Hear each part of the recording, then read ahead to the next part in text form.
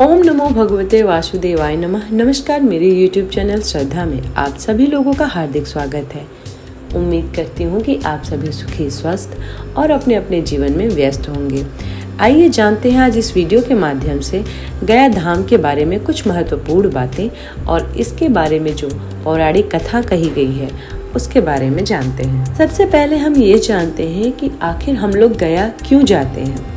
हम लोग गया की फल्गु नदी में स्नान करने और तर्पण करने से पितरों को देव योनि प्राप्त होती है। हमारा हिंदू समाज का दृढ़ विश्वास है कि गया में श्राद्ध पिंड दान करने से उनकी 7 पीढ़ियों के पितरों को मुक्ति मिल जाती है। कहा जाता है कि गया में यज्ञ, श्राद्ध, तर्पण और पिंड दान करने से मनुष्य को स्वर्ग लोक एवं ब्रह्म लोक की प्राप्ति होती है। धार्मिक मान्यता है कि भगवान श्री हरि यहाँ पर पितृ देवता के रूप में विराजमान रहते हैं, इसलिए इसे पितृ तीर्थ भी कहा जाता है।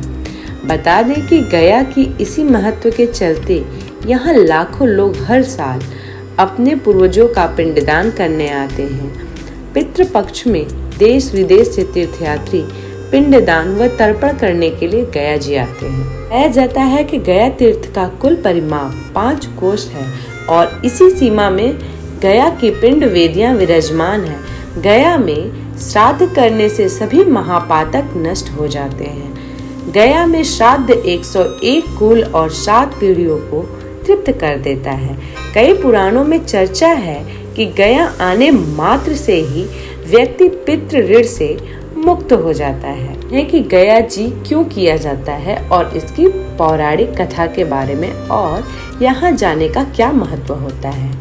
पिंडदान देश के कई स्थानों पर किया जाता है, लेकिन बिहार के गया में पिंडदान का एक अलग ही महत्व है। पितृ पक्ष के बारे में मान्यता है कि यमराज भी इन दिनों पितरों की आत्मा को मुक्त कर देते हैं ताकि 16 दिनों तक वह अपने परिजनों के बीच रहकर अन्न और जल ग्रहण कर संतुष्ट हो सके। पितृपक्ष को श्राद्ध के नाम से भी जाना जाता है। इस दौरान पितरों का श्राद्ध और तर्पण किया जाता है। पिंडदान करना आत्मा की मोक्ष प्राप्ति का सहज और सरल मार्ग है। पिंडदान देश के कई स्थानों पर किया जाता है, लेकिन बिहार के गया में पिंडदान का एक अलग ही महत्व है। ऐसा माना जाता है कि गया धाम में पिंडदान करने से 108 और 7 पीढ़ियों का उद्धार होता है। गया में किए गए पिंडदान का गुणगान भगवान श्री राम ने भी किया है। कहा जाता है कि इसी जगह पर भगवान श्री राम और माता सीता ने राजा दशरथ का पिंडदान किया था। गरुड़ पुराण के अनुसार यदि इस स्थान पर पिंडदान किया जाए तो पितरों को स्वर्ग की प्राप्ति होती है। स्वयं भगवान श्री हरि यहाँ पर पितृ देवता के रूप में मौजूद है, इसलिए इसे पितृ तीर्थ भी कहा जाता है। गया जी में पिंडदान का विशेष महत्व है। हर साल यहाँ लाखों की संख्या में लोग अपने पूर्वजों का पिंडदान करने आते हैं। मान्यता है कि यहाँ पिंडदान करने से मृत आत्मा को स्वर्ग की प्राप्ति होती है, साथ ही उनकी आत्मा को मोक्ष प्राप्त हो जाता है। गरुड़ पुराण के आधार पर बताया जाता है कि जब ब्रह्मा जी सृष्टि की रचना कर रहे थे, उस समय असुर कुल में गया नाम के एक असुर की रचना हुई। उसने किसी असुर स्त्री के कोख से जन्म नहीं लिया था, इसलिए उसमें असुरों वाली कोई प्रवृत्ति नहीं थी। ऐसे में उसने सोचा कि वह कोई बड़ा काम नहीं करेगा तो उसे अपने कुल में सम्मान नहीं मिलेगा। यह सोचकर वह भगवान विष्णु की कठोर तपस्या करने में लीन हो गया।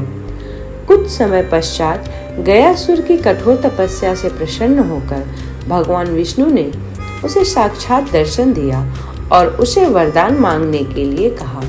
भगवान विष्णु की वरदान मांगने वाली बात सुनकर गयासुर ने भगवान विष्णु से कहा कि आप मेरे शरीर में साक्षात वास करें ताकि जो मुझे देखे उसके समस्त पाप नष्ट हो जाएं। वह जीव पुण्य आत्मा हो जाए तथा उसे स्वर्ग में स्थान मिले। भगवान श्री हरि ने उसे यह वर दे दिया। इसके बाद उसे जो भी देखता उसके समस्त कष्टों का निवारण हो जाता और सारे दुख दूर हो जाते। यह देख सारे देवतागण चिंतित हो गए और भगवान विष्णु की शरण में आए। भगवान विष्णु ने देवताओं को आश्वासन दिया कि उसका अंत जरूर होगा। यह सुन सभी देवता अपने अपने धाम वापस लौट गए। तभी कुछ दिन बाद गयासुर भगवान विष्णु की भक्ति में लीन होकर किकट देश में शयन करने लगा।